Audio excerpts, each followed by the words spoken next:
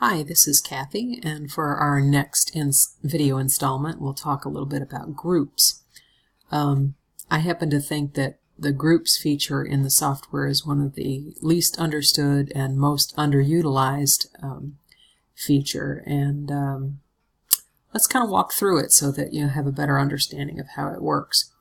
If you notice in the navigation menu, the little tab marked groups. Let's go on over to groups and take a look around there.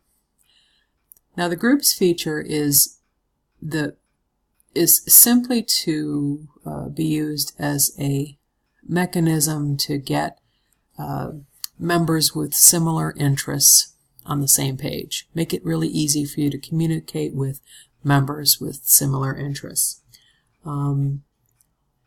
Sometimes actual transactions may come about because of these group transactions, but other times they're just, helping people make connections in kind of a logical way.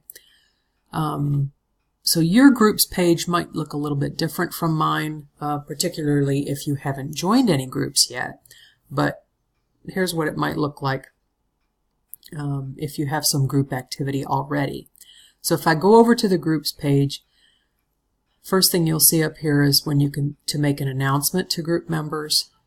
This listing here are the groups that I am currently a member of. There's a bunch of messages here that are really pretty dated, and I should probably delete a couple of those. I'll do that later. I don't mind you having a peek now. But if you scroll all the way down to the bottom of the page, you'll see a listing of the groups that have already formed. So each of these listings will have a title, a little description of what that group is about, and it has a little number next to it. If you hover over those, you'll see the names of the members that have signed up to be part of that group. So if you look through any of these and say, oh yeah, I'm a photographer, I'd like to join that group, all you have to do is click join. You can do that for any of the groups that you see listed here. You're welcome. Any TimeBank member is welcome to join any of these groups. Now suppose you don't see a group that you might be interested in. Maybe you'd like to start a conversational Spanish group. Well, anyone in the TimeBank can start a group, can create one. If you go right up here to where this yellow section is, give your group a name, and look, if you hover there, it will tell you kind of offer a little prompting as to what should go in that box. And then you should put a little profile or description of what your group is about.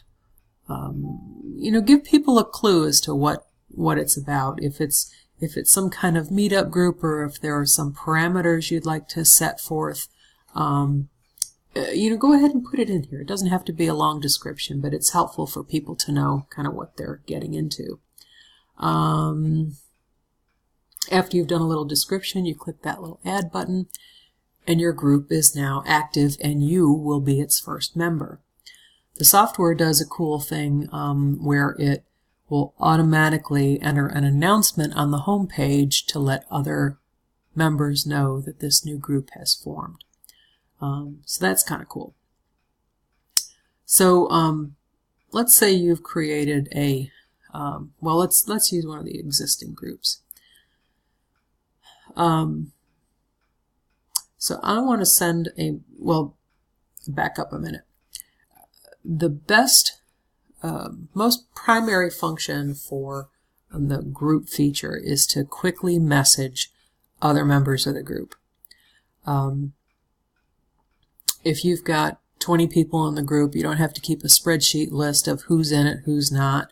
You can just go over to your group page, click which group you want to message. Say I'm going to send a message to the Grubby Gardeners, and maybe I want help in my garden on a particular day, or I have a job that I'd like to recruit a couple people for, or maybe you just found an interesting gardening event you'd like somebody to go with you for a flower show or something. Whatever that announcement is, You can type it in here, click post, and what the software does is it sends an email to everyone in the Grubby Gardeners group.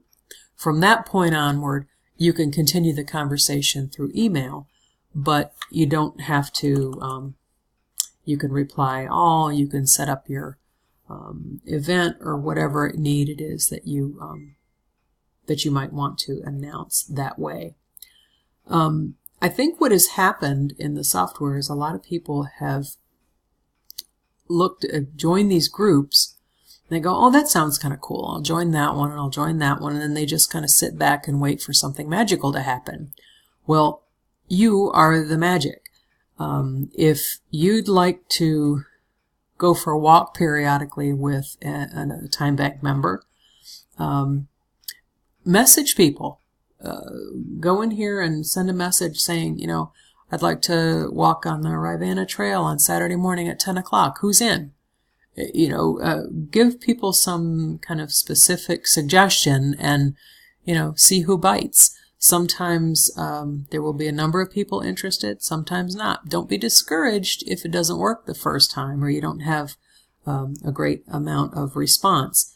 But the more people are accustomed to using the group feature, I think the more robust that feature in the software will be. So that's a quick little tour of the groups function, and I hope that you'll take advantage of it. All right, thanks.